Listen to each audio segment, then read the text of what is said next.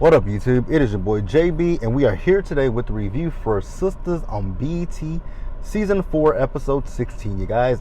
So, before we go ahead and get into this review, if you guys are watching this video or any other on the channel, and you guys are not subscribed to the channel, then I'm going to need you guys to do me a solid favor and stop taking me out on this date and having me pay for it at the end of it. You guys know the routine. You can do me that favor by liking the video, subscribing to the channel, and also by turning on those post notifications. And with that out the way, you guys, without further ado, let's discuss Sistas on BET, shall we? Alright, you guys, so this episode, it picks up where the last one left off. You guys remember that Sabrina and Danny were in the grocery store, and those two girls came up to Sabrina telling her that Bayo is a prince, and that, you know, she's all over their paper in their hometown, home country, actually, about has he found his wife. So the girls are asking Sabrina for her picture. I was like, ugh, in this ugly ass dress. Okay. And then they're asking her, is she going to marry Bayo? We also find out that those two girls are there because they go to Spelman College. So then after those girls left, Danny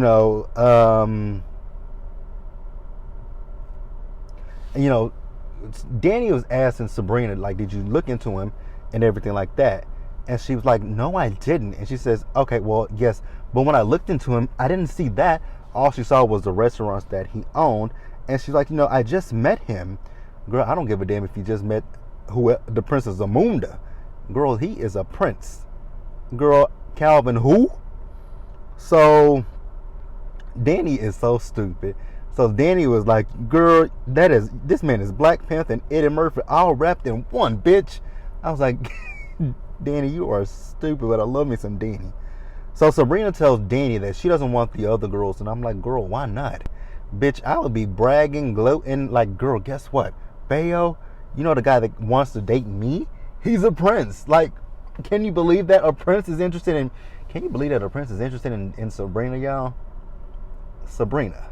Now, Sabrina's not ugly, but Sabrina's Sabrina's choice of clothing is atrocious. I hate Sabrina's clothing.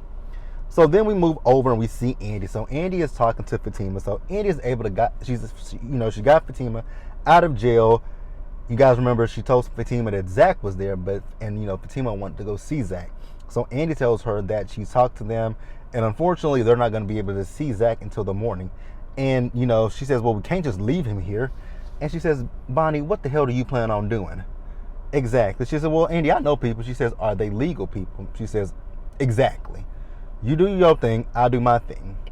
And so she was like, well, have you talked to Robin? She says, well, Robin hasn't called me back yet, and I don't really want to, bother Robin. And she says, Andy, please. So Andy says, okay, I'll go talk to him. So Andy calls up Robin. And the thing that I'm still confused about with Robin is Robin's practice is in London. How does Robin have connections? But also the other thing that I noticed is Robin doesn't have an accent. So I'm wondering if Robin, when he graduated, because we don't know a lot about Robin, so is Robin from the States, or did he, or why? Because Robin has no accent, so I'm like, how is he from London if he has no accent? Okay. So he tells her that, he's waiting for a judge to call him back that owes him a favor. I'm like, how does a judge owe you a favor? Again, you are not... Sorry, you guys, that was bothering me. How... well, never mind. It's Tyler's world, and I'm just living in it.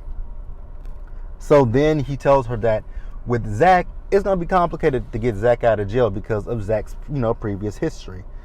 So he asks her, is he going to see her later? She says, I would love nothing better than that. He says, about to hear a butt in there. Yeah, it's a big butt. Andy is worried about that nutcase. So you guys, I'm going to pause here and we're going to move forward. All right, you guys. So next up, we move over to the gay club and we see Maurice is down there at the club. And then the bartender goes over to Maurice and he's like, you're never here on this night.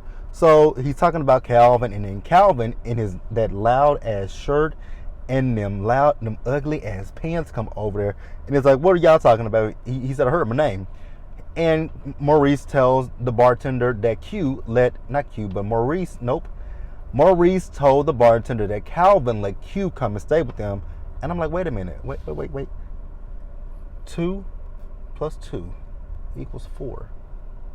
Okay, so Calvin is one half of two. He's here in the bar. So then the other part of the two, which is Maurice, he's here in the bar as well. So 2 plus 2 is 4, and 4 is the house. So if 2 and 2 are here, why the hell is Q at the house, at their apartment by himself? That's what I was just sitting there thinking the whole time. I'm like, why is I was like, wait.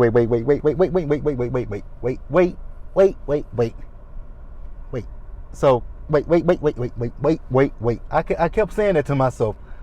Q is at y'all apartment. He stole from Calvin.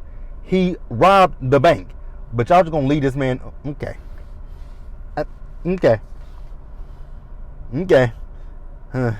So Maurice kept going. I mean, he asked Calvin, why are you here at a gay bar? He was like, love is love. I do kind of question. Nothing's wrong with a straight man going to a gay club. But the question with Calvin is, my thing with Calvin is you don't have any male friends. Calvin is a conundrum, and he's just a conundrum. Again, there's nothing wrong with a straight man going to a gay club. That just means you're comfortable in your sexuality. But never mind. I'm gonna leave Calvin's confused ass alone. Because that's literally what it is with Calvin. Calvin is confused. So Maurice told Calvin, as drunk as you are, you gonna get slid up in here. I was like, oh my God, Maurice, now he gonna get slid up in. But yeah. So then we move over to Karen. So Karen and Aaron, they still at her apartment, and he's drawing. He says, I know that you're looking at me. He's looking at her. He can see that she's looking at him. And she asked him, what is he doing? He said he's drawing. So then he shows her the drawing. She said, is that supposed to be me? He says, no. Well, yeah. Well, no. It's a drawing of you. It's an older version of you. And she's like, well, I don't age that well, do I? So then he shows her the drawing, and he says that in the lines, he wrote out some of his thoughts, some words and expressions on every line. So he has her to read them out. And, it's basically like, we found each other at a vulnerable point. We've tried to fix each other. The baby that you have, that baby will be loved. And then, out of nowhere, Karen says, make love to me, Aaron. I was like, so make love to you, right? You're telling the man that you telling the man that you don't want to be the father of your child to make love to you, and then you also said that you don't know this man that well, but you once again know him well enough to sit on his penis. Okay, Karen, girl, go off, set yourself off. I ain't got much for you. But yeah, you guys, let's pause here and move forward. So next up, we see Andy. So Andy is back at her penthouse, and she has El Fuego there. So you guys remember, she called El Fuego to come over to do a clean sweep to see if Gary had bugged her penthouse. And I was like, Andy, how stupid are you? Like, Andy is book smart, but she's not common sense smart. Because if someone bugged your place, common sense would say, don't say it out loud that, I'm going to have somebody come and sweep the apartment to make sure that there's no bugs. Because if the apartment is then bugged, that means he can hear you, and that means while you're at work, he has time to get all the bugs out of the apartment. But it's Andy. So Andy is just surprised, when Fuego starts taking out his equipment, she's just very surprised. He's like, what, because I'm a stripper? She says, no. She says, well, you were very smart when we graduated college. And he says, well, the reason why I'm stripping is because when we graduated college, he couldn't get a job, so he had to make ends meet. So he did what he had to do. So then the girls come over. He's like, wait a minute. Everybody's coming, including Danny? She was like, yeah. He's like, fuck. She's like, what? So he tells her how Danny treats him like shit. And she was like, well, Danny does that because when she likes a guy. I'm like, so is this like on the playground where, oh, I like you, so I'm a bully you, I'm gonna punch you, I'm gonna push you, I'm gonna do everything to get your attention negatively, but it's because I like you. Okay, Danny, how old are we? How the fuck old are we, Danny? Okay. So the girls get there, and Danny notices Fuego. He goes into the room to swipe to do what he's gonna do. And Sabrina asks, why is Fuego here? So Danny says he's here because she thinks Gary has the place. But you think Gary has the place? Do you think Gary would really do that? Sabrina, you've met Gary. You know Gary would do it. Girl, shut the fuck up. So then Sabrina's telling the girls how she went down to the salon, and Karen was there, but she left earlier, and she hadn't been back, and she left with Aaron. And they were like, I wonder where she went with Aaron. She went to the doctor with Aaron, and she found out, wait a minute, didn't she talk to Andy? Lied. I just thought about that. Andy lied because they asked Andy, has she talked to Karen? And she said Karen hadn't called her. Karen came down to your office and told you straight out she found out she's pregnant and that the timeline is too close to tell if it's Zach's or if it's, I guess Andy just been a good friend and she wants Karen to tell them herself. Okay, I'm cool with that.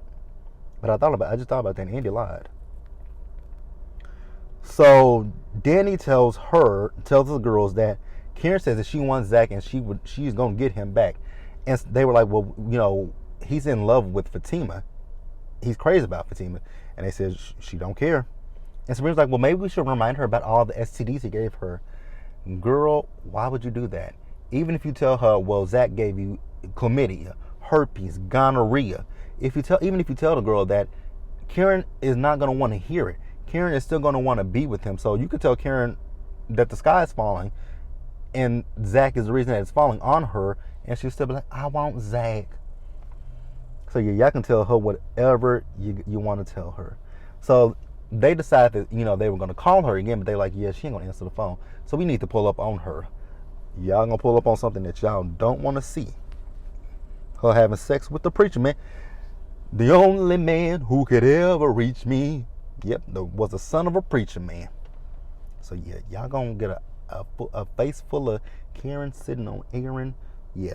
So they were getting ready to leave, and when Fuego was leaving out with them, Danny goes up to Fuego and says, hey, how about you take me out to dinner and we can talk? He says, no, how about you give me a home-cooked meal and we can talk? She was like, okay. Danny, you know what, though? I will give it to Danny. Danny got 3 men that want her. Preston, Fuego, and whatever that other guy's name is. I forget what his name is. The one from the airport. I forget what his name is. And it's something very simple. I just forget his name. I'm going to pause here, you guys, and we're going to move forward. So, as they were getting ready to leave, Andy called up, what's his name? Robin. So, Robin, she ain't going to be able to come see him. And he was like, oh, so you're bailing on me. She's like, well, I got to go check on one of my girlfriends. She needs me right now. He says, okay, well, how about you come over to my hotel room after that? She says, it's going to be late. But then she says, how about you come to my penthouse? I'll have the bellman let you up. And you can spend a night with me. Girl, what? Okay. I wouldn't do that. I wouldn't went to his hotel room, especially with Gary. I definitely wouldn't went to the hotel room. So Robin. We see Robin. He went to Hayden's office, and he's telling Hayden that he heard about what happened earlier. And Hayden is calling Zach a loser. And Robin says, he's talking about Fatima. And, the shit going on around in the office. And he's like, yeah, that bitch is crazy, but that bitch is gone. And so he was like, okay. So then Hayden goes in line, like, that's why I date white women now. I was like, oh, is that why you date white women now? White women, y'all can keep Hayden and his little dick. So then he says that, she's a crazy bitch and she's jealous and she came to his house breaking his shit. Okay, Hayden, so that's what we're doing. We're going to flip the stories, saying she's jealous because he moved on with a white girl. Okay. So Robin says, well, I heard that you were harassing her. He said, who'd you hear that from? Andy? Nope, he just heard it. So Hayden is so stupid. I know he doesn't know that Robin is the big boss, but Hayden is literally telling on himself. So there's a no fraternization policy. And he told Robin straight out that him but Robin saved himself. Because I was about to say that could be a lawsuit. But Robin saved himself because Hayden is telling that him and Fatima hooked up while they were working together. That's gonna come back and bite Hayden in the ass, and I can't wait for it to bite him in the ass. So Hayden then tells him that he's lucky that he don't live in the U.S. because of him messing with Andy. He's like, I'm not messing with Andy. He's like, you're not. He's like, no, I'm gay. You're more of my speed, and baby, that made Hayden uncomfortable, and I was so here for it. I was like, yes. make that little bitch squirm. But yeah, that was it with that. So then we move over, and Zach, he called Fatima, and Fatima's apologizing to him about getting him into this situation. He was like, nah, man, you stood up and you defended me with Hayden, so it was only fair that I did the same to you. And he asked her, like, why aren't you here right now? She says, Andy, she told me to leave. And he asked her, like, so when I get out of here, so are you coming to move into our place? She's like, Zach, that is not our place. It is your place, because I don't have a ring on my finger. He says, well, it'll be one on there pretty soon. I was like, ooh, so Hayden and Fatima, wrong person. Zach and Fatima are in love. I'm like, okay. I still think it's a little bit too soon, but this is Tyler Perry's world, and we just a squirrel trying to get a nut in this world. So the last scene, you guys, with Calvin in that loud ass shirt, that loud ass blouse, and Q. He goes home pissy drunk. Calvin wakes up Q. So they sitting on the couch talking. Now when Calvin calls Sabrina a piece of shit or she ain't shit or whatever, I'm like, wow, okay, Calvin. But he tells Q that Sabrina thinks he's gay because he asked her she had a vibrator dildo, told her to put it up his ass. And Q was like, he was like, Calvin said that you're gay. Q said, I ain't gay. He said, yes, you are. Q says, no, I'm cash sexual. I do it for the money. He says he do it to men and women. I'm like, nah, Q, you are hobosexual. You ain't got nowhere to fucking stay, so you gonna sleep with whoever will let you sleep at their place and sleep with them. So then Q asked him, does he want the real thing? I would have said no. So you guys, I know Tyler left that off on a cliffhanger for us to wonder what's gonna happen. Maurice is not gonna walk in on Calvin and Q. Maurice is probably gonna walk in on Q butt ass naked once again. But that's it. Let me know what you guys thought about the episode. Subscribe to the channel, turn on your post notifications, share the video, you guys. And until the next time, stay safe, take care of yourselves, wash your hands, wear a mask, socially distance, be blessed, and I'll see you guys later on. I'll see you guys tomorrow for Hot Topics, you guys. Bye, guys.